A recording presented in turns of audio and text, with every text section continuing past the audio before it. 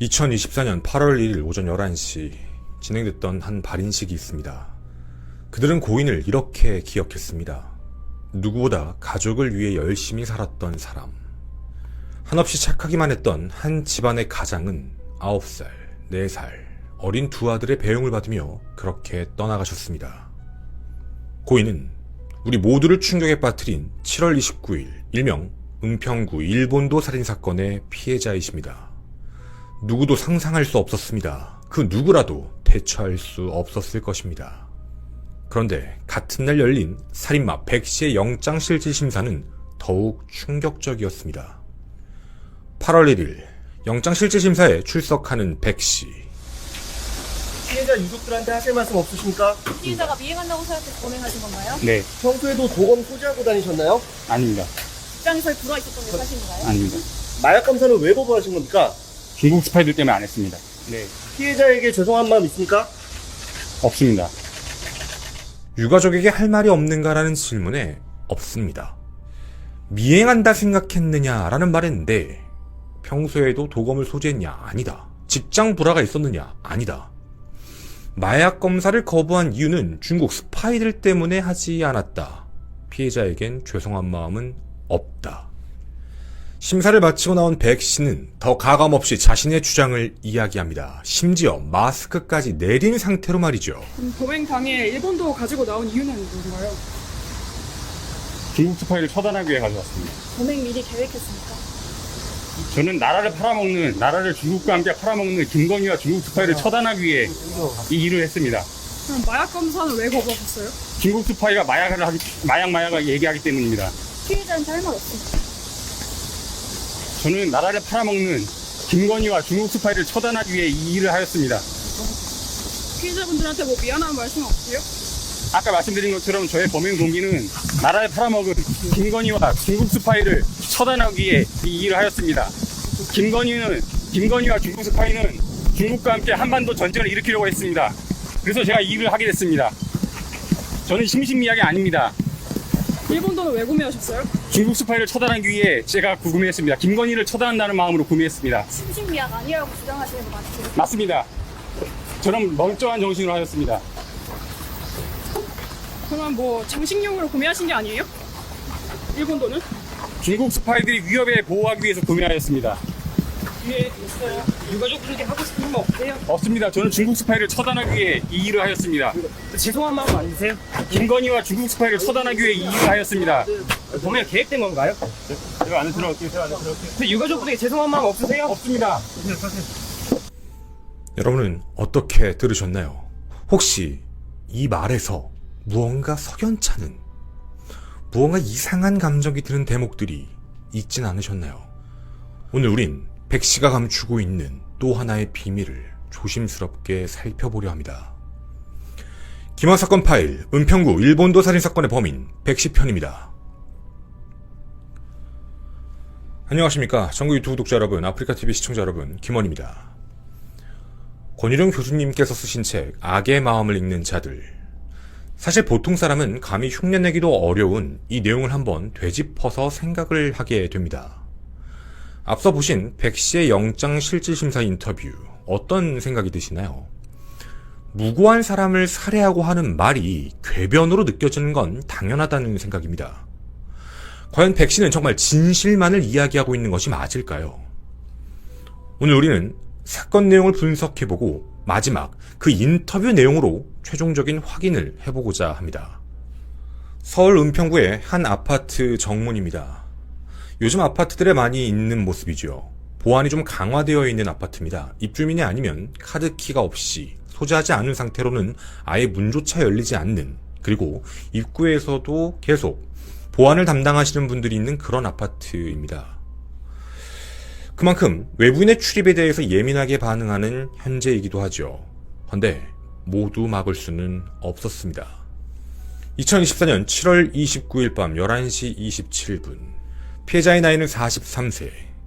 김 씨는 다급하게 신고전화 112를 누르게 됩니다. 하지만 어떠한 말도 하시질 못했습니다. 아파트 정문 앞 그 길거리에서 끔찍한 피해를 입으셨죠. 피해자와 가해자는 같은 108동 주민입니다. 물론 엘리베이터를 따로 쓰는 다른 라인에 살고 있었는데요.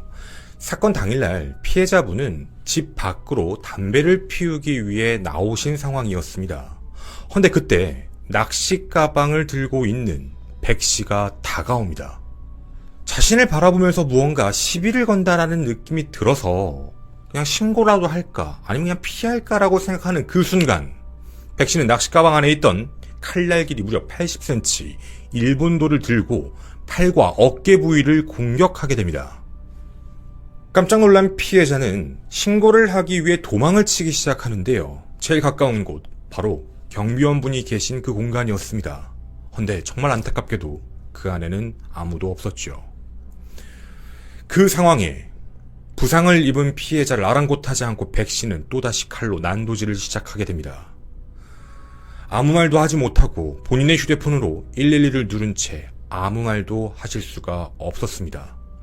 지나가던 행인, 아파트 관계자가 그 장면을 목격하고 경찰에 신고를 하게 되었죠. 피해자는 엄청난 피해를 입었습니다.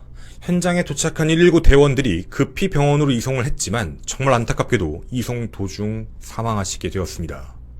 백씨는 범행을 저지르고 그 자리에 흉기를 내버려 둔 뒤 자신의 집으로 도망쳤지만 1시간 뒤 경찰에 의해 검거가 되었죠.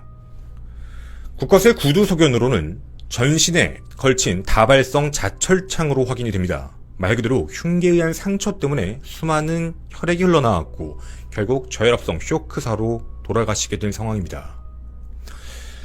아니 왜 이런 끔찍한 범행을 저지른 걸까요? 처음엔 이들이 아는 사이가 아닌가라는 이야기들도 외부에 나왔었습니다. 하지만 진실은 모르는 사이입니다. 정확히 표현하면 백씨는 이렇게 말을 했습니다. 얼굴 몇 번 본 적 있다.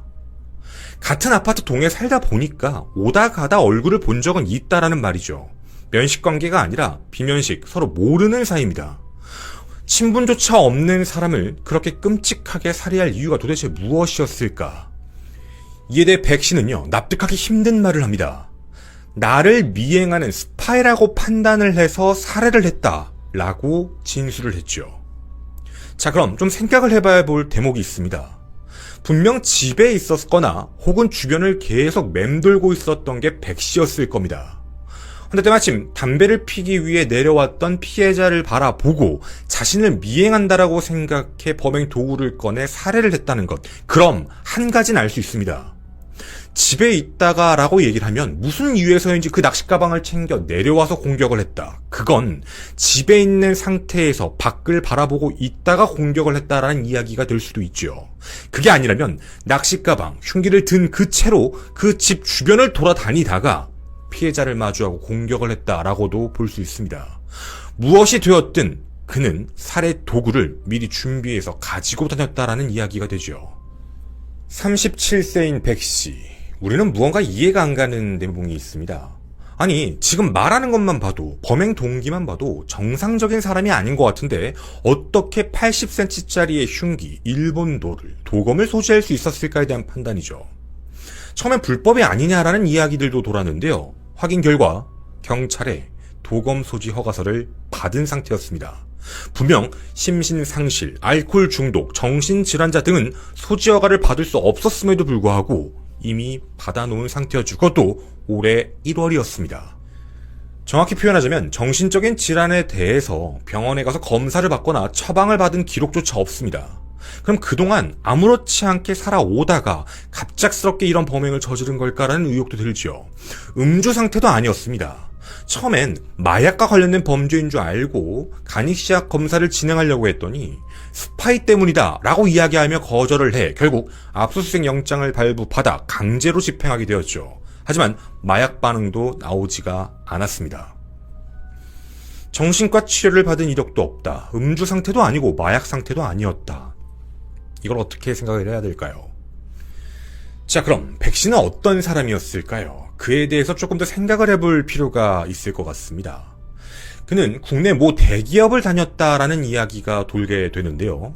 작년 말에 상사와 뭔가 다툼이 생기게 됐고 그 갈등 이후 퇴사를 했다라는 이야기도 전해지곤 합니다. 키는 175cm, 마른 체형으로서 평상시 아파트에 있는 헬스장에서도 자주 운동을 하는 모습으로 목격이 되었죠. 자, 그러면 그는 주변 사람들에게 평상시에는 똑같은 모습을 보여주었던 걸까요? 근데 이에 대해서도 여러 가지 증언들이 함께 나오게 됩니다. 헬스장에 와서는 남들이 쓰는 기구를 오래 쓴다라는 이유 하나만으로 난동을 부리고 운동을 가르쳐주는 코치진들한테 욕설을 하거나 괴롭히는 모습, 평상시 아파트에서 소리를 지르거나 이상 행동도 굉장히 자주 했다라고도 합니다. 특히 일본도가 들어있는 그 낚시 가방을 자주 들고 다녔는데요. 신주단지 모시듯 굉장히 소중히 갖고 다녔다고 합니다. 그리고 한 번은 놀이터에서 아이들에게 칼싸움을 하자라는 이야기까지 했다라는 거였죠. 평상시에서도 그 안에 아파트 단지 내에서도 말이 좀 돌던 사람이다 라는 내용입니다. 실제로 경찰 조사 결과 112 신고 전화 내용들이 확인이 가능했는데요. 1년 정도만 보관이 된다고 합니다. 백 씨와 관련된 신고 접수는 이후 1년 사이 총 7건. 그 중에 백 씨가 직접 신고한 것도 포함되어 있지요. 총 3건입니다. 나머지 4건은 타인이 백 씨를 신고한 그런 내용이었죠. 대부분의 내용은 비슷했습니다. 이상 행동을 한다, 시끄럽게 소란 부리고 시비를 건다, 이런 내용들입니다. 그리고 한 건이 좀 의미가 있습니다. 아파트가 있었던 은평구가 아니고요. 서울 종로구 근처입니다. 정확히 표현하게 되면 그쪽 대사관 근처를 돌아다니다가 경찰에게 불신 검문을 받기도 했다라는 내용이죠. 나머지는 주민들과 시비가부터 신고를 당한 것들까지 이렇게 7건이다 라고 확인이 됩니다. 제가 지금 이렇게 말씀드리는 이유가 있습니다. 자, 조금 정리를 해서 생각을 해보게 되면 그는 작년 말 대기업을 퇴사를 하게 됩니다. 갈등이 있었다는데 갈등의 원인은 정확히는 알 수 없지요. 그 전에 정신과적 진료를 받은 기록은 없다입니다. 그는 퇴사를 하고 몇 달 지나지 않아 일본도를 구매하게 되었고 그 이후도 잦은 트러블의 시간들이 반복되다가 이번에 끔찍한 사건의 살인마가 되었죠. 백 씨의 모습에 대해서 살펴보았습니다. 여러분은 백 씨가 어떤 사람이다 라는 생각이 드시나요? 지금 이렇게만 내용을 전달하게 되면 그냥 정신 이상자가 저지른 끔찍한 범행이다 정도로만 생각이 되실 겁니다. 하지만 앞서 정리한 내용을 절대 잊지 않아 주셨으면 좋겠습니다. 자신이 주장하고 있는 범행 동기는 지속적으로 미행하는 스파이라고 생각을 해서 피해자를 공격했다라고 이야기합니다. 이 말을 역으로 생각해보면 평상시에 자신을 미행하는 사람, 당신을 쫓아다니고 감시하는 사람이 있다라는 생각, 그런 망상을 하고 살아왔다는 이야기가 됩니다. 어떤 이유에서인지는 모르겠지만 왜 자신을 그런 사람으로 판단했는지는 모르겠지만 누군가가 자신을 감시해야 될 만큼 그런 상황으로 보이고 자기 스스로를 그렇게 과대, 망상하듯이 생각을 하고 있었던 뜻이죠. 일각에선 이런 말도 나옵니다. 백 씨가 지금 심신미약으로 감형을 받으려고 쇼를 하고 있는 것이다. 근거는 분명히 있습니다. 분명 올해 초에 도검 소지 허가증을 받았다라는 부분 때문이죠. 분명 정신적 질환에 대해서 있었고 가족들 중 누군가가 그거에 대해 인지를 해 치료를 받게 했다면 기록이 남았을 텐데 그게 없었다는 건 지금 일부러 감형을 노리고 저러는 게 아닐까라는 이야기들입니다. 해서 심신미약이 어려울 수 있다라는 이야기들도 나오긴 하는데요. 정확한 건 범행 당시의 심신미약 상태를 확인하는 게 제일 중요합니다. 아마도 정신 감정에 대한 부분이 좀 정밀하게 들어갈 것으로 보여지게 되는데 그 결과에 따라서 심신미약을 인정할지 아닐지가 판단될 수 있다는 것이죠. 그리고 많은 분들이 답답해하실 부분입니다. 왜 백 씨에 대해서는 신상공개를 하지 않는 것인가? 과거 아닌 듯 같은 경우에는 신상공개가 되었습니다. 근데 왜 백 씨는 하지 않았을까? 이에 대해서 경찰은 이렇게 발표를 했는데요. 첫째, 정신질환이 추정되고 있는 상황이다. 그리고 정신질환이 있고 없고에 대한 부분에 대해서 아직은 객관적인 정보가 부족하다. 신경정신질환자에 대한 신상공개는 조심하라라는 윗선의 지침이 있었다라는 이유로 거절을 했습니다. 두 번째 이유는 피해자와 피의자가 같은 아파트에 거주를 하고 있다. 같은 동이죠. 따라서 가족 등에 대한 2차 가해 가능성을 감안하기에 신상을 공개하지 않겠다라는 결정을 내렸다고 합니다. 일부 이해할 수 있습니다. 일부 받아들일 수도 있고요. 위험할 수 있다라는 문제 때문에 신상 공개를 하지 않겠다라는 결정을 했기 때문에 이 부분은 어떻게 얘기를 하기가 좀 어렵습니다. 물론 유가족의 입장이 어떻게 전달되었는지는 지금도 확인하기가 어려운 부분이기도 합니다. 많은 사람들은 무서워하고 있습니다. 아니, 저렇게 칼을 소지하는 게 쉬울 수 있는 건가라는 생각이지요. 대한민국 법에는 총포, 도검, 화학류 등의 안전관리에 관한 법률이라는 게 존재합니다. 총포, 도검이라는 게 존재한다는 뜻이죠. 근데 총포와 달리 도검은 3년마다 갱신해서 허가를 받는 절차를 무시해도 됩니다. 허가 갱신 절차가 없다라는 뜻이기도 하죠. 총포와 다른 문제이기도 합니다. 그리고 신체 검사서도 제출을 해야 하는데 도검 같은 경우에는 운전면허증, 아마 따보신 분들은 다 아실 겁니다. 신체 검사와 관련된 부분이 이미 통과가 됐다라고 판단을 해 도검을 발급받을 때 운전면허증이 있는 사람은 별다른 서류를 제출하지가 않게 됩니다. 따라서 한 번만 발급받게 되면 어떤 것도 확인되지 않는 한 소지를 막을 수가 없다라는 뜻이죠. 실제로 경찰은 올해 6월부터 도검 소유와 관련된 부분을 다시 한번 확인했다고 합니다. 바로 정신 이상자에 대한 문제였는데, 문제는 그 시간이 96년부터 2000년도 사이에 발부받은 사람들만 확인을 했죠. 따라서 올해 초에 허가증을 받은 100씨는 점검 대상에서 제외되었습니다. 알고 계신가요? 사실 더 꼼꼼하고 정확하게 관리하고 갱신 허가 절차도 더 무조건 꼼꼼하고 세분화돼서 확인하는 게 정상적입니다. 사실 우리나라와 달리 해외에서는 공공장소에서 흉기로 분류된 이런 걸 소지만 해도 강한 처벌이 가능하다고 합니다. 하지만 한국에선 범죄를 저지르지 않았다라는 이유만으로 그냥 지나가는 경우도 허다하지요. 자, 지금까지 사건에 대한 내용과 의문점들을 전부 전해드렸습니다. 많은 것들이 바뀌어야 된다. 근데 문제는 그 바뀔 기회는 과거에도 있었습니다. 일본도가 아니라 도검, 가검을 이용한 끔찍한 범죄들도 계속 지속적으로 발생했기 때문이죠. 하지만 어떤 이유에서인지 그런 법안들은 통과되지가 않았습니다. 사건이 또다시 발생하기 전까지 말이죠.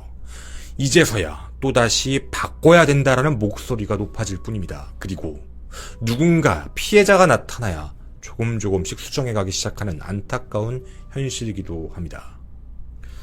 자, 그럼 궁금합니다. 여러분이 생각하시는 100씨의 범행 동기는 무엇이었을까요? 현재는 이상동기 범죄라는 이름들이 많이 나오고 있습니다. 사실 어떻게 보면 이상동기 범죄라고 표현할 수도 있을 것 같다라는 생각이죠. 그런데요, 저희는 조금 이상한 부분을 하나 확인할 수가 있었습니다. 바로 영장실질심사 전후에 100씨가 얘기하고 있었던 그 말들 때문입니다. 여러분도 눈치채셨는지 모르겠습니다. 저희는 감히 이런 생각을 했습니다. 어쩌면 100씨가 공격하려고 했던 대상은 테러 행위에 가까울 수도 있었다. 다니던 모 대기업에서 나오고 난 이후 이상할 정도로 몸 관리에 신경을 썼습니다. 운동을 굉장히 열심히 했다라고 합니다. 그리고 일본도라는 흉기를 미리 구입했지요. 마치 준비하듯 체계적으로 말이죠. 그리고 그 이후 그가 7번 정도 신고가 됐다고 했는데 그중 하나, 은평구가 아니라 종로구에 있는 한 모 대사관이라는 이야기도 기억이 나실 겁니다. 자, 이 이야기들을 함께 기억하시면서 그의 그 인터뷰 내용 다시 한 번 더 들어보도록 하겠습니다. 피해자 유족들한테 하실 말씀 없으십니까? 피해자가 미행한다고 생각해서 범행하신 건가요? 네, 평소에도 도검 소지하고 다니셨나요? 아닙니다. 직장에서 불어 있었던 게 사실인가요? 아닙니다. 마약 검사를 왜 거부하신 겁니까? 중국 스파이들 때문에 안 했습니다. 네, 피해자에게 죄송한 마음 있습니까? 없습니다. 피해자에겐 죄송한 마음이 전혀 없다. 자기는 정말 이런 생각을 하면 안 되지만 100씨의 머릿속의 생각은 단 한 가지입니다. 내가 저지른 이 행위는 나에겐 합당하다. 나를 미행하고 나를 감시하는 스파이를 죽이기 위해서 그런 것뿐이다. 유가족이라고 바라보고 있는 게 아닙니다. 자신에게 피해를 준 사람이다라고만 믿고 있는 모습이죠. 해서 미안한 마음도 없다 라고 이야기를 합니다. 그런데 평소에 도검 소지를 하느냐, 직장보라 사실이냐 모두 아니라고 얘기합니다. 현재까지 나와 있는 정보로는 사실 잘못된 말이죠. 자신에게 무언가 어떤 내용에 대한 부분에서는 변명하거나 반대로 이야기하는 모습을 좀 보이고 있습니다.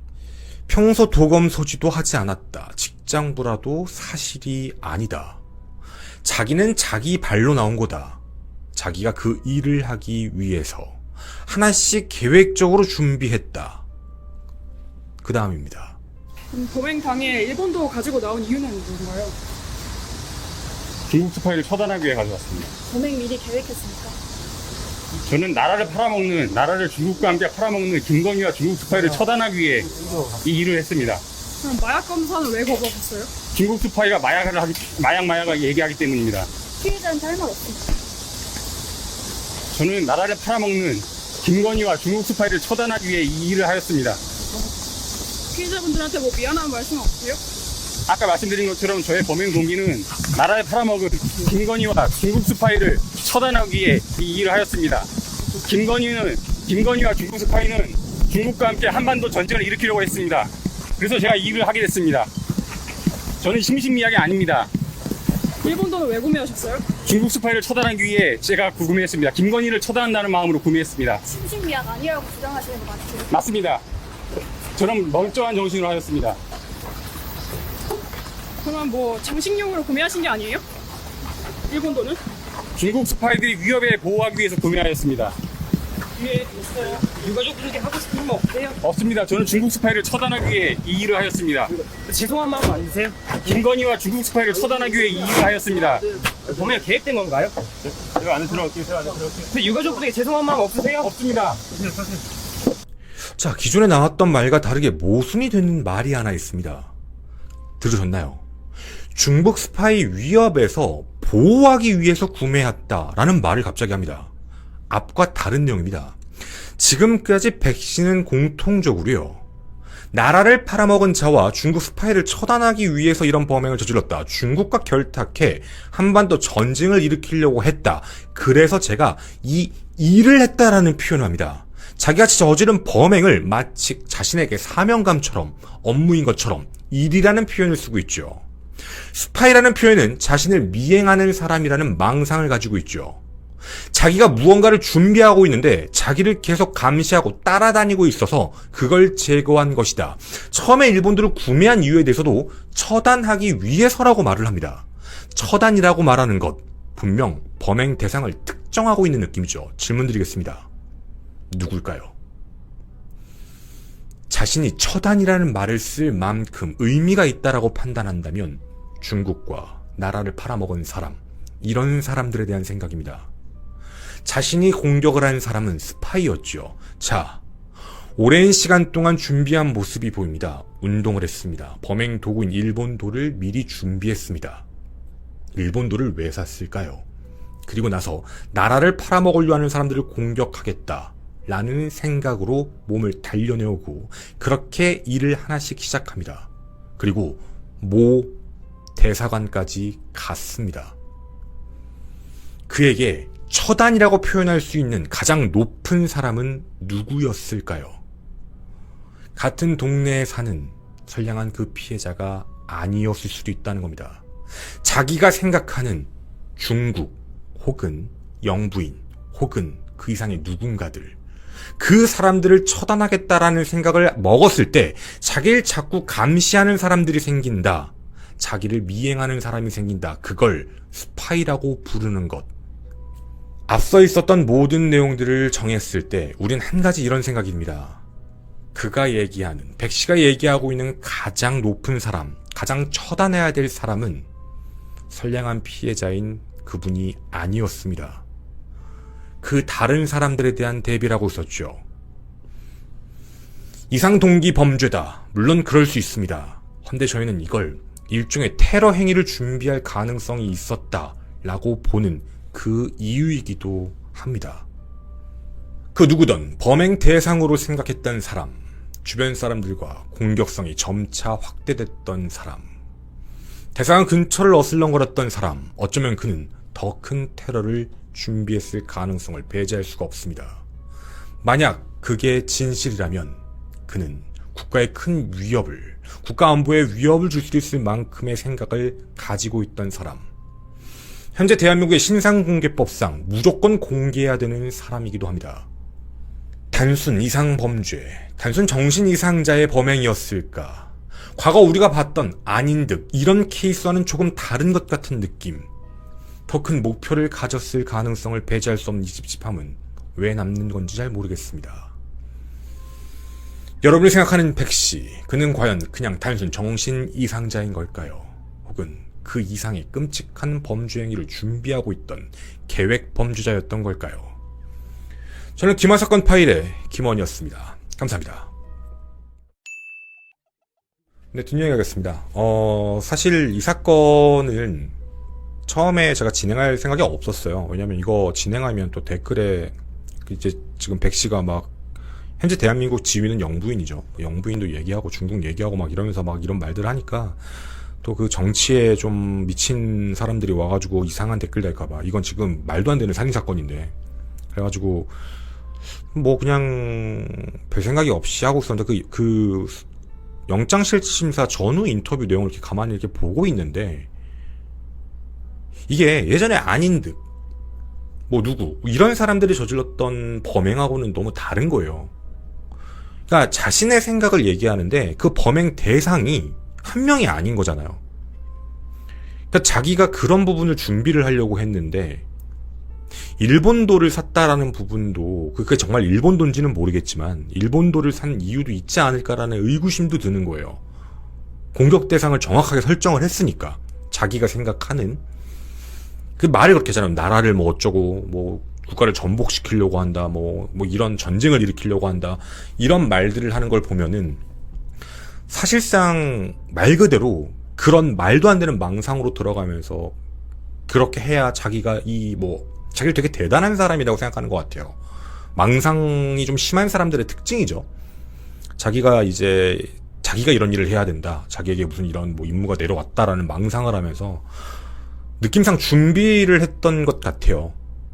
퇴사를 하고 뭐 그 전에도 그랬는지는 모르겠어요. 그 전부터 준비를 해오다가 퇴사를 하고 그렇게 했는지는 잘 모르겠는데 그리고 이제 계획적으로 준비를 했겠죠. 일본도를 사고 체계적으로 운동도 하면서 점차적으로 준비하고 이제 대사관도 왔다 갔다 하면서 확인하고 준비를 하고 있는데 망상이죠. 아, 눈치챘구나. 나를 감시하는구나. 대부분 이런 망상 환자들이 많이 하는 증상 중에 하나예요. 도청장치가 있는 것 같다. 내 집에 무슨 전파 무기를 쏘고 있는 것 같다. 이러면서 점차적으로 그 범주가 커지기 시작하고 망상의 깊이가 되게 심해지거든요. 그러면서 자기가 자주 본 사람에 대해서는 아, 저 사람이 나를 지금 감시하고 있어. 이런 식으로 가는 거예요. 망상이 심해지면. 그래서 말을 중국 스파이라고 하잖아요. 이게 좀 중요한 부분이 뭐냐면 처음에는 영부인 얘기를 하고 그리고 또 영부인이라고 했다고 또 댓글에다 시비 걸지 마세요. 어쨌든 지금 뭐 여러분이 좋아하든 여러분이 싫어하든 내 개인적 의견 묻지 말고 대한민국 현재 국가적 지위는 영부인이 맞아요. 어쨌든 영부인하고 중국에 대한 이야기를 언급을 하면서 그 사람들이 나라를 뭐 어떻게 하려고 한다라고 얘기를 하는데 거기에 하나를 더 덧붙인 게 중국 스파이예요. 그러니까 자기가 생각하는 거물은 이쪽인데 이쪽을 처단해야 된다라고 믿고 있는 처단이라는 표현을 쓰니까 처단이라고 하면서 스파이로부터 보호하기 위해 칼 이런 얘기를 또 하고 있는 거잖아요. 그러니까 자기가 이런 생각을 갖고 있는데 자기를 감시하는 사람들이 나타난다는 망상까지 퍼졌다라는 느낌이에요. 처음에 시작은 이 사람들 다 죽어야 돼. 이 사람들 때문에 나라가 망해. 망상을 계속 시작하고 하다가 자기가 그런 계획을 준비하면서 자기를 감시하는 사람들이 생긴다라는 망상까지 퍼지고 그 사람들에 대해서 공격을 한 거죠. 그 진짜 말도 안 되는 범죄 행위예요, 이거. 저는 사실 이거는 좀 심신미약 이런 걸로는 안 했으면 좋겠어요. 자기가 의지를 갖고 공격을 했잖아요. 자기 혼자 스스로요. 중국 스파이다 이러고서 공격해서 죽였잖아요. 이거는 심신미약 상태다라고 하면 안 되는 거지 사실. 심신미약 인정 안 했으면 좋겠어요. 이런 걸 어떻게 인정을 해요 이걸. 그래서 이런 부분들에 대해서도 좀 다시 확인해 주셨으면 좋겠다라는 생각이고요. 이거는 가중처벌해야죠. 정말로 가중처벌을 해야 되고 그리고 진짜 엄벌을 쳐야죠. 이건 너무 당연한 거지. 이런 부분 가지고 따로 빼고 이러는 건 좀 아니다라는 생각이고요. 신상공개도 하는 게 전 맞다는 생각이에요. 물론 그 경찰이 얘기한 걸 부정한다는 건 아닌데 이거 그 정도까지 생각했으면 어쨌든 안보 위협을 가하려고 했다라는 얘기니까 준비하고 계획하고 실행하려고 했던 거니까 그런 부분들도 조금 더 조사도 하고 알아내셨으면 이라는 생각에서 저는 그냥 이상 동기 범죄 유형이라고 판단하진 않아요. 개인적으로는 뒷이야기니까. 그냥 이거 어떻게 보면 정신 이상자가 저지르려고 했던 테러 행위에 가까운 행동이라서, 그러니까 이런 부분들도 좀 진짜 어떤 부분으로 그런 생각을 했던 건지, 그 자기가 얘기한 처단의 범주가 어디였던 건지. 2024년 8월 22일 피고인에게 무죄를 선고한다.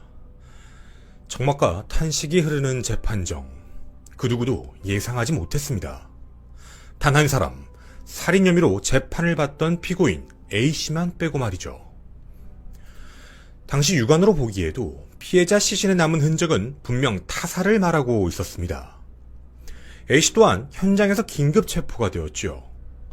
검거 당시부터 난 모르는 사람이에요 라고 말을 하며 자신은 살해하지 않았다 라는 주장을 재판까지 이어왔습니다. 경찰 측은 황당할 수밖에 없었습니다. 모르는 사람이다 라고 어떻게 저리 뻔뻔하게 이야기를 할까. 시신 발견 현장에서 검거가 되었기 때문도 있지만 더 큰 이유는 무려 28년을 함께 산 가족. 피해자 70대 B씨와 살인 용의자 60대 A씨가 작은아버지와 조카 사이로 밝혀졌기 때문입니다. 그럼에도 무죄의 선고. 이 말은 살해를 당한 사람은 있지만 범인을 정확히 알 수 없다는 판단으로 미제 사건 선고나 다름없었습니다.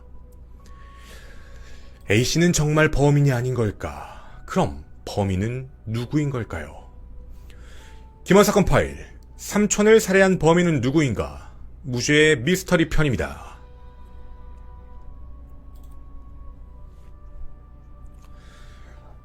안녕하십니까. 전국 유튜브 독자 여러분, 아프리카TV 시청자 여러분, 김원입니다. 여러분, 미제 사건이 왜 발생을 할까요? 여러가지 생각이 들곤 하는데요. 대표적으로 과거 이춘재 연쇄살인처럼 몇몇 경찰이 증거 조작을 통해 무고한 사람에게 죄를 덮어 씌우는 경우, 혹은 증거 자체를 조작해버리는 경우가 떠오르네요. 굉장히 고의적인 부분이죠. 물론 이런 경우도 있습니다. 바로 초동수사의 실패에 증거 수집의 기회를 아예 놓쳐버리는 경우지요. 범인을 잡았다 하더라도 재판에서 죄 입증이 불가능해져 버린 경우입니다. 마지막으로는 목격자도 CCTV도 현장에 그 어떠한 증거도 남아있지 않은 경우지요. 그만큼 증거라는 것은 매우 중요합니다. 그 증거에 따라 죄의 유무가 판단되기에 누군가가 조작을 할 경우 무고한 사람이 옥살이를 할 수도 있기 때문이죠. 범인을 놓아주는 경우가 있다 하더라도 무고한 사람에게 죄를 주지 않겠다. 네, 바로 무죄 추정의 원칙입니다. 경찰 단계에서 한번 확인, 그 자료를 가지고 유죄, 죄가 있다라고 판단해 피해자로 전환한 이후 검찰로 송치를 하게 되면 검찰에서 다시 한번 그 자료를 가지고 죄가 합당한지 판단해 피고인으로서 재판대에 세우게 됩니다. 물론 거기서 끝나지 않죠. 재판부 또한 검찰과 피고인 측의 주장을 모두 듣고 1심, 2심, 경우에 따라 대법원까지 총 3번에 걸쳐 판단을 한 후 최종적으로 죄를 정하게 됩니다. 이런 이야기를 드리는 이유요. 조카가 삼촌을 살해한 이 사건 또한 마찬가지였습니다. 경찰도 A씨가 범인이다. 검찰도 A씨가 범인이다. 모든 자료들을 검토한 후에 기소를 했지만 재판부는 무죄를 선고한 것입니다. 물론 아직 2심인 항소심, 길게는 대법원까지 남아있어 함부로 단정할 수는 없죠.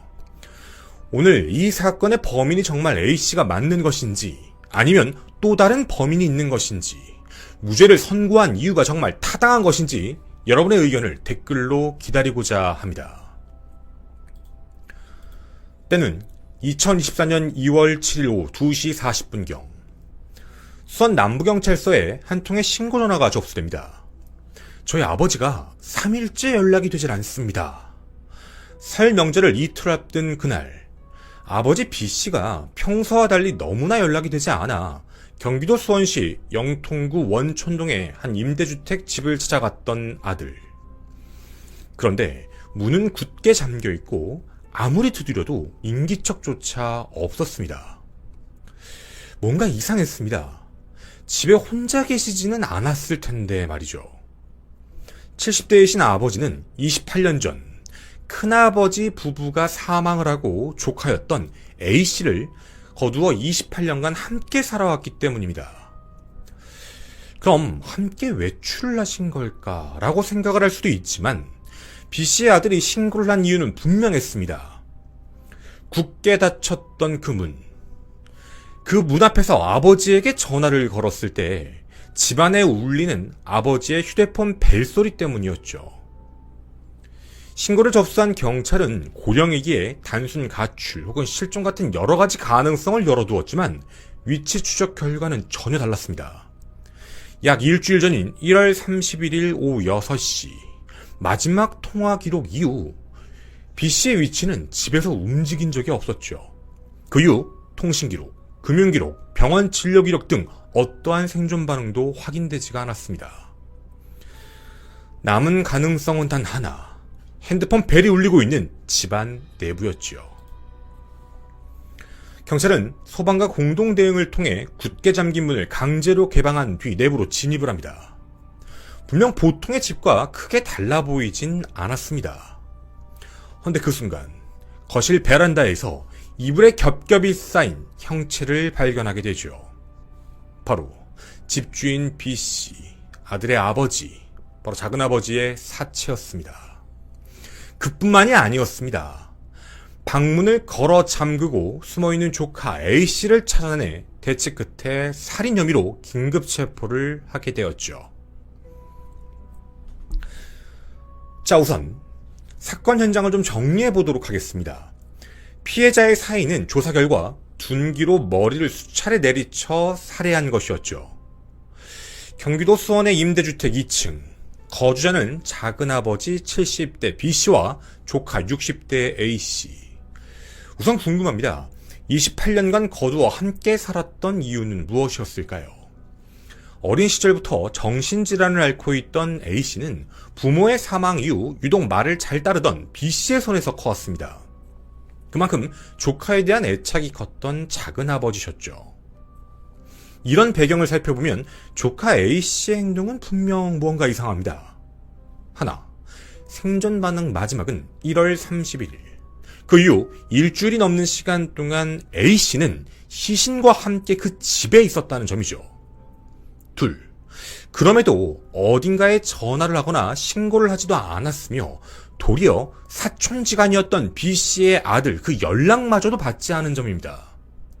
셋, 신고 당일인 그 7일 직접 아들이 찾아갔음에도 불구하고 문을 열지 않고 없는 척을 한 것이었죠. 넷, 경찰과 소방이 강제 개방을 했음에도 방 안에서 문을 잠근 채 대치하다 붙잡힌 점입니다. 시신을 방치한 채 밀실의 공간을 만들어 생활하던 조카 A씨. 사실 상식적으로 납득이 가지 않는 상황이지만 정신질환으로 약 7세 정도의 지능을 가지고 있기에 무섭고 두려워서 그랬다라는 답변뿐이었습니다.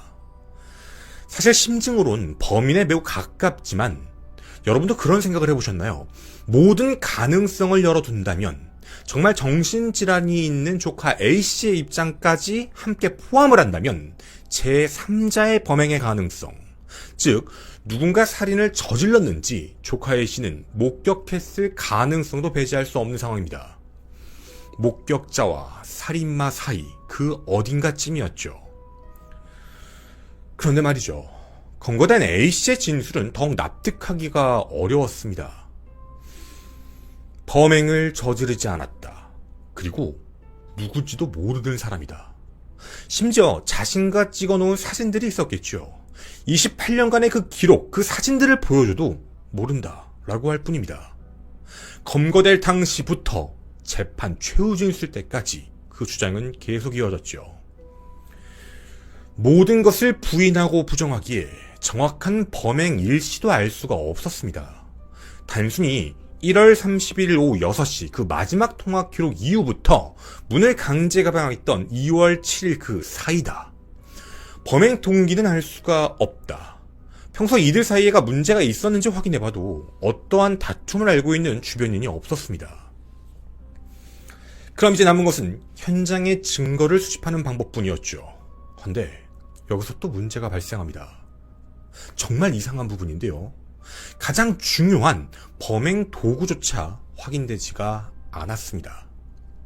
시신에 남은 흔적으로 유사한 도구를 찾아야 했지만 이상할 정도로 현장이 깨끗하게 치워져 있는 상태였죠.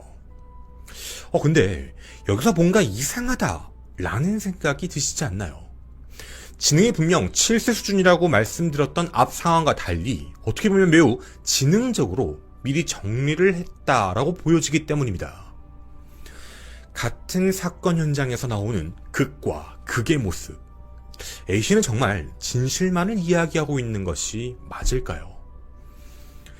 보통 사건을 수사하는 경우 이런 극과 극의 모습이 현장에 나타나게 되면 크게 두 가지로 판단할 수 있다고 합니다. 하나, 범인이 혼자가 아니다. 혹은 따로 있다. 범죄 패턴에 대한 모습에서 너무 성향이 다른 흔적들이 나타나기 때문입니다. 이 경우가 아니라면 둘, 범인이 거짓말을 하고 있는 것이다. 따라서 더 철저한 수사를 통해 증거를 확보해야지만 유죄 입증이 가능하다는 겁니다.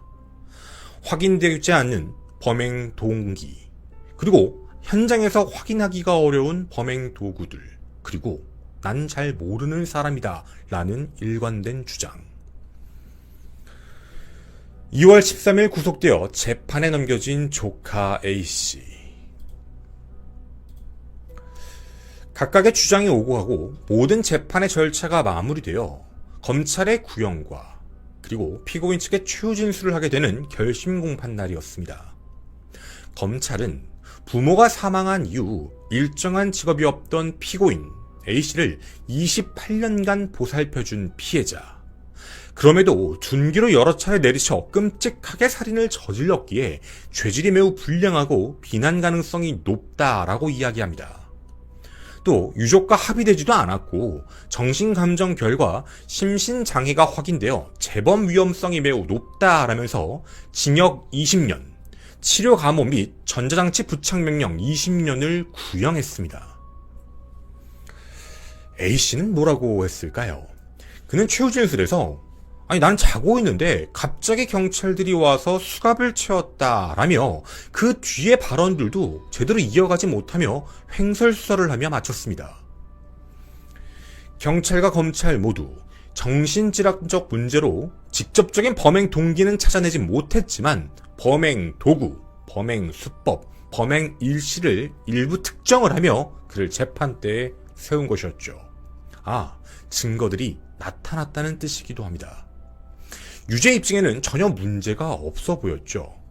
또 놀라운 건 피고인 A씨의 변호인 또한 마찬가지입니다. 이 말을 자세히 들어봐 주십시오.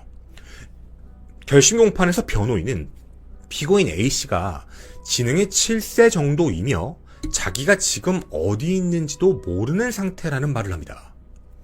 어떤 동기가 있어 이 범행을 저지른 게 아니라 조현변 증상으로 이 사건 범행에 이르게 된 것으로 보이는 점을 참작해달라라고 이야기하며 말을 마쳤죠. 무슨 뜻일까요? A씨의 범행이 맞다. 다만 심신장애가 있는 점을 참작해주세요라는 요청이었습니다. 검찰도 그리고 피고인의 변호사까지 살인에 대한 부분은 인정하는 내용이었습니다. 그런데 모두의 예상은 전부 빗나갔습니다. 2024년 8월 22일 1심 재판부는 피고인 A씨의 살인죄에 대해 무죄를 선고합니다. 왜일까요? 언론에 무죄 소식이 알려지자 수많은 사람들이 재판부를 비난하기 시작했습니다. AI 판사로 대체해야 된다. 정말 판사의 가족이어도 그럴 것인가 등등 말이죠. 궁금합니다. 도대체 왜 무죄를 선고한 걸까요?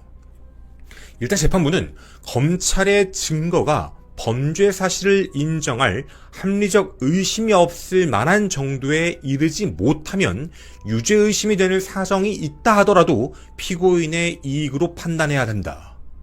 A씨의 범행을 의심할 만한 여지는 있지만 뒷받침하는 직접 증거가 없고 범행 방법 등 본질적인 의문이 해소가 되지 않았다라며 무죄 추정의 원칙을 내세웠습니다. 다소 충격적인 말입니다. 분명 경찰, 검찰 모두 증거 자료를 제출을 했는데 살인을 했을 직접 증거가 없다. 심증만 있는 간접 증거들만 있다라는 내용처럼 해석이 되죠. 그리고 범행 방법 또한 본질적인 의문이 해소가 되지 않았다라고 이야기합니다. 이런 말 괜히 할 수 없습니다. 이 이야기가 왜 나왔는지 재판부의 주장을 하나씩 살펴봐야 될 것 같습니다.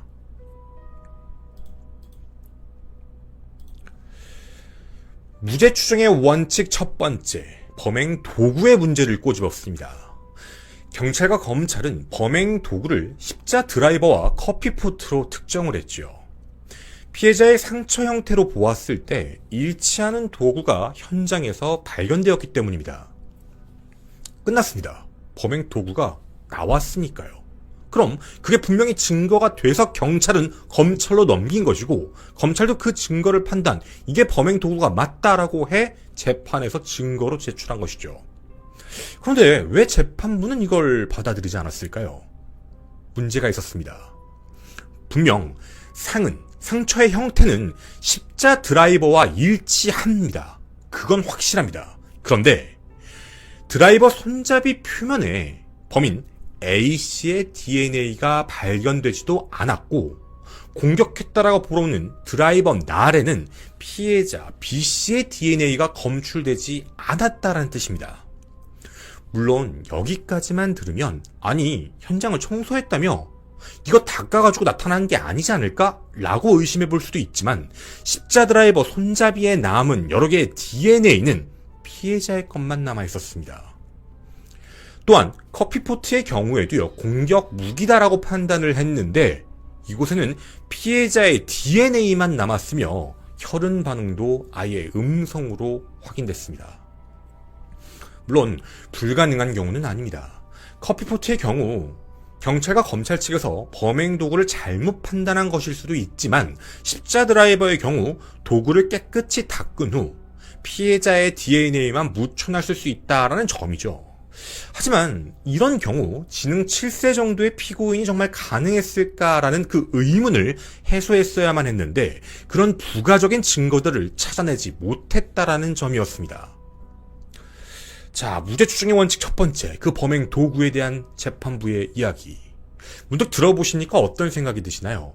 아니 그래도 그게 범행 도구가 맞을 거잖아 라는 생각이 드시나요? 아니면 왜 수사를 이렇게 했지? 라는 생각이 드시나요? 여기서 끝나지가 않습니다. 무죄 추정의 이유 두 번째는 바로 제3자의 가능성을 손꼽았습니다. 제3자에 대한 가능성, 이게 도대체 무슨 소리일까요? 재판부는 수사기관의 문제점을 한번 꼬집었습니다. 분명 범인으로서 A씨가 의심을 가는 건 맞는데 수사가 제대로 된 게 아니다라는 말을 했죠. 유전자에 대한 감정만 했을 뿐 현장에 남은 다른 물건에 대한 부분 혹은 제3자에 대한 가능성을 조사하지 않았다라는 문제입니다. 단순히 경찰과 검찰이 조사한 제3자의 흔적이 발견되지 않았다라는 그 말만으로는 침입의 가능성을 완벽히 배제할 수 없다라는 입장이었죠. 이유가 있었습니다. 사건 발생 건물 그 자체가 공동현관문에 별도의 잠금 장치가 없어 일단 누구나 출입이 가능한 상황이었죠. 해서 범행 현장에 출입했던 제3자가 있을 가능성도 조사를 했어야만 했는데 그 부분을 하지 않았다라는 겁니다. 마지막 생존 신호로부터 꽤나 오랜 시간이 지나서 시신으로 발견되었기 때문에 그 안에서 체크를 했어야만 했다라는 문제였죠. 이거 너무 억측이다라고 생각을 하실 수도 있죠. 헌데 분명 수사 기록엔 당시 제3자에 대한 기록이 남아 있었습니다. 일단 피해자가 사망하는 그 추정 시간 그 이전에 피해자를 주거지에 데려다 주며 마지막을 목격한 지인도 있었고 피고인이었던 A씨 또한 수사기관에서 지인이 집에 방문한 적이 있다라고 이야기를 했음에도 그 부분에 대해 참고인 조사를 아예 하지 않았습니다. 누군가가 왔을 가능성이 분명 있었다라는 부분이 있는데도 그걸 아예 배제해버렸다. 마치 그냥 A씨 네가 범인이니까 이것도 네 거고 이 증거도 네 거야 라고만 이야기한다라는 뜻이죠. 그럼 제3자가 범인이라면 그럴 만한 이유가 있었던 걸까? 이 부분도 재판부는 꼬집었습니다. 피해자 B씨가 과거에 사업을 하며 다수의 민사소송을 진행했고 실제 집안 내부에도 여러 건의 소송 서류가 발견되었기 때문에 피해자와 원한 관계가 있는 제3자, 그 범행 동기에 대한 제3자를 설명할 수 있다라고 보여지기 때문에 제3자 개입을 완벽하게 배제를 했어야만 했다라는 내용이었죠. 이는 매우 중요한 부분입니다. 현장에서 범행을 시인하지 않았던 A씨, 확실하지 않은 범행 도구와 범행 시기, 그런 동기들이 명확하지 않은 상태에서 단순히 그냥 상흔에 남은, 시신에 남은 부분만 가지고 유전자 검사만으로만 법의 심판대에 세웠다라는 문제점이었죠. 자, 우린 두 번째 무죄 추정의 원칙, 그 이유를 들어봤습니다. 어떤 사건에 대한 범행 동기, 범행 수법 이런 부분들은 매우 중요합니다. 누군가가 왔다 갔다라는 이야기를 했음에도 불구하고 그 부분에 대한 조사를 하지 않았다는 문제는 재판부의 입장에선 이상하다라고 볼 수밖에 없는 대목이기도 하죠. 그리고 제3자에 대한 범행 가능성, 범행 동기에 대한 부분들도 확인될 수 있기 때문에 완벽하게 모든 의문점이 해소되지 않았다라는 뜻인 겁니다. 이걸 다시 정리해서 이야기를 해보게 되면 그 집안 내부에 제3자의 출입에 대한 부분을 명확하게 배제를 했더라면 집안에 있는 사람은 바로 피해자와 용의자, 피고인밖에 없어 누가 보더라도 피고인이 범행을 저질렀다라고 인정할 수 있지만 나머지 경우의 수를 수사하지 않은 그 수사기관에 대한 탓을 언급하고 있는 부분이었죠. 마지막 무죄 추정의 이유 세 번째인 바로 범행 동기에 대한 문제입니다. 검찰은 A씨가 조현병을 앓으면서 피해자에 대한 공격적인 성향이 드러난 과거에 대한 부분을 증거로 이야기했습니다. 맞습니다. 과거에도요, 피해자를 삽으로 내리쳐 상해를 입히거나 목을 조르려고 시도했던 정황 증거들이 분명히 있었습니다. 하지만 이는 조현병으로 인한 공격적 성향 내지 양상에 불과해 범행 동기로서 인정하기엔 좀 부족하다라는 판단이었죠. 이 부분에 대해서도 재판부는 분명 일관성 없는 진술을 하고 있고 피해자의 아들이 주거지를 찾아가 문을 두드려도 열어주지 않는 점은 상식적으로 납득이 가지 않지만 나머지 여러 가지 증거들 중 이 심증, 의심이 가고 있는 이 부분만을 가지고 유죄 입증을 하긴 어렵다라고 얘기하며 최종 무죄를 선고한 것이죠. 맞습니다. 정신적인 문제가 있고 과거에도 공격적 성향이 있었기 때문에 심증으론 그럴 수 있다라는 판단은 되지만 제3자의 출입을 완벽히 배제하지 않았고 범행 도구라고 얘기하고 있는 두 가지에 대한 의문부호가 남은 이상 심증만을 가지고 조현병이 있다라는 그 이유만을 가지고는 유죄를 하기가 어렵다라는 입장이었죠. 여러분은 어떤 생각이 드시나요? 재판부의 판단은 너무나도 극단적이었던 걸까요? 아니면 경찰과 검찰의 수사는 정말 제대로 완벽하게 했던 게 맞는 걸까요? 앞서 이런 말씀을 드렸습니다. 미제 사건이 발생하는 세 가지 이유. 그 중에 한 가지가 문득 떠오르기도 합니다. 그럼 마지막, 범인은 정말 A씨가 맞는 걸까요? 여러분의 생각이 정말 궁금합니다. 댓글로 많은 의견 부탁드리겠습니다. 저는 김원사건 파일의 김원이었습니다. 감사합니다. 뒷이야기 잠깐 이어가도록 하겠습니다. 일단 누가 보더라도 마찬가지일 것 같아요. A씨에 대한 범행, 그러니까 A씨가 범인일 거다라고 생각하는 부분은 누가 들어도 사실 심증으로는 가장 유력한 사람이야 라고 판단할 것 같습니다. 근데 여기서는 이제 두 가지의 모습이 사실 보여지고 있어요. 어떻게 보면 사건 현장을 좀 정리했다라는 문제, 그러니까 지능이 7세밖에 안 되는데 사건 현장에 대해서 어떻게 정리를 했다라는 부분이 조금 납득이 안 가죠. 근데 그런 거에 취해서 반대로 얘기를 하게 되면 뭐 현장을 도주하지도 않았고 그 안에서 그냥 꽁꽁 숨어서 있었고 누군가가 문을 두드려도 열어주지도 않고 경찰이 들어왔음에도 불구하고 그러고 마지막엔 막 이상한 소리 했죠. 아예 모르는 사람이다라고 얘기하는 부분. 사실 이 부분에 대해서는 이런 의견이 있더라고요. 지능 7세 정도라도 정말 모르는 게 아닐 거다. 그러니까 사실 이게 또 심증인데 범인으로서는 사실 납득이 될 만한 이유이기도 해요. 그러니까 7세 정도의 지능을 갖고 있는 상태에서 자기를 28년간 키워줬던 사람에 대해 그냥 모른다라고 표현하는 건 일종의 방어 심리라고 이야기를 해요. 그러니까 뭐가 좀 정신질환적인 문제인 건데 그냥 그 현장을 회피하고 싶은 거죠. 그냥 모른다라고 얘기하면 될 것 같다라는 혼자만의 생각. 모르는 사람이에요. 뭐 저는 아예 모르는데 뭐 같이 사진 찍은 걸 보여줘도 누군지 몰라요. 일종의 자기가 안다고 얘기를 하면 안 되니까. 근데 그것도 중요한 거예요. 그 지능 수준에서 판단을 해봤을 때 안다고 얘기하면 왜 안 되지? 라는 문제인 거죠.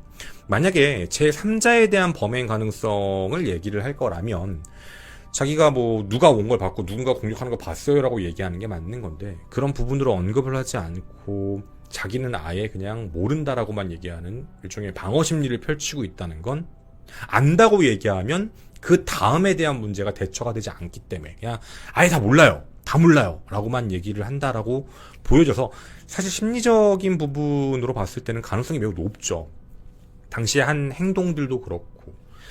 근데 이게 되게 아쉬웠던 부분 중에 하나는 이 모든 게 지금 우리들끼리의 이야기잖아요. 우리는 뭐 수사기관이 아니니까. 근데 모든 수사에 대한 부분에서 모든 가능성을 열어둔다라고 표현을 하는 이유 중에 하나는 그냥 범인이야 라고 결정하고 직접적인 증거를 제대로 찾지 못한 상태로 넘겨버리게 되면 재판에서 사실 이런 문제들이 발생될 수가 있거든요. 그래서 초동수사도 중요하다라고 얘기하는 거고 정확하게 무언가 판단되지 않는 상태에서는 누가 보더라도 합리적으로 이게 범인이 맞아 라는 나머지 이제 경우의 수들을 전부 다 없애야 되는 건데 지금 이 사건 같은 경우에는 어떻게 보면 재판부가 편을 들었다 뭐했다라고 얘기를 한다라기보다는 증거만을 놓고 봤을 때 이 증거를 가지고 완벽하게 해소되지 않았다라는 입장을 얘기하고 저도 좀 놀랐어요.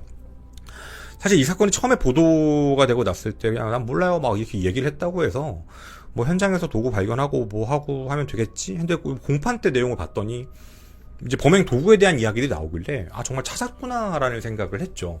이제 앞서도 잠깐 말씀드렸었는데 변호인도 똑같이 얘기를 했었어요. A씨의 변호인도 이제 심신의 문제 때문에 자기가 지금 어디 있는지도 모르고 그래서 그런 걸 이제 좀 참작을 해달라. 그러니까 어떻게 보면 이걸 무죄를 이끌어내려고 한 게 아니라 이제 당시 상황에 대한 걸 정확하게 얘기를 하려고 했던 것 같은데 돌연 재판부에서 무죄를 선고를 하게 된 거죠. 사실 아무리 그래도 이거 누가 봐도 그 사람이 범인인 거 아니냐라고 생각하시는 분들도 많이 계실 것 같은데 한편으로는 저는 재판부의 입장을 적어놓은 걸 보고 났을 때는 그러니까 이거죠. 무죄라는 표현이 되게 많아요. 그런 경우들이. 그러니까 이게 우리가 정확히 표현을 할 때 잘 써야 되는 게 무죄라는 말이 이제 죄가 없다라는 사실 뜻은 아니거든요. 그러니까 정확하게 표현하기는 좀 어려울 수도 있는데 무죄라는 게 그 죄 명에 대한 죄를 주기에는 좀 부족하다, 합당치 않다. 뭐 진짜 무죄도 있지만 그런 표현으로 봤을 때 분명히 재판부도 의심을 한다는 말을 많이 썼어요. 많이 의심이 가는데 이런 경우의 수, 이런 범행 도구, 범행 동기, 수법 이런 부분들이 조금 납득하기가 어렵다. 이런 부분들이 좀 배제가 되었으면 선고하는 입장에서는 더 확실했을 텐데라는 내용이 나온 부분인 거죠. 이렇게 되게 되면 뭐 아직은 끝나지 않았죠. 이제 항소심으로 가야 되기 때문에 항소심에서는 당연히 검찰 측에서는 1심 재판부가 얘기한 거에 대한 이제 반박 근거들을 제출을 할 거예요. 그걸 이제 항소심 재판부가 받아주면 형량이 산정돼서 나오겠죠. 무죄가 아니라. 근데 이것도 어떻게 보면 뭐 요즘은 안 그럴 거라고 저도 믿는데 예전에 있었던 막 사건들 보게 되면 이미 증거가 없는 거예요. 그때 초동수사가 실패했거나 그때 뭔가가 잘못됐거나 이래버리게 되면은 막상 이제 다시 보완해서 이제 항소심에 내야 되는데 내야 될 자료가 없는 거죠. 그러면 말 그대로 큰일 나는 거예요. 그렇게 되면 실질적으로는 범인을 알고 있지만 범인을 검거하지 못하는 상황이 이제 초래가 될 수 있기 때문에, 물론 있을 거라고 믿죠. 그렇게 경찰 검찰 대충 하진 않았을 거라고 생각을 해서 항소심까지는 좀 지켜봐야 될 것 같은데, 어찌되었든 요 사건에 대한 내용이 처음에는 그렇게 나왔다가 무죄가 됐다라고 하면서 조금 잠깐 언론에 이야기가 나오고 그냥 그렇게 사라진 것 같은데요. 여러분들의 의견도 매우 중요하다고 생각이 듭니다. 여러 가지 의견들이 달릴 것 같은데 서로 감정 상하는 그런 말씀은 안 하셨으면 좋겠고, 항상 그런 부분인 것 같아요. 재판부의 입장은 늘 동일해야죠. 무죄 추정의 원칙이라는 게 범죄자를 놓아줄지언정 억울한 사람을 옥살이 시키지 않겠다라는 거니까, 단 한 명이라도 만들지 않겠다라는 취지라면. 근데 문득 드는 생각이긴 하지만 무죄 추정의 원칙이 잘 안 지켜지는 경우들도 우린 많이 봤기 때문에, 그래서 여러분들께 이 이야기를 전해드렸습니다. 감사합니다.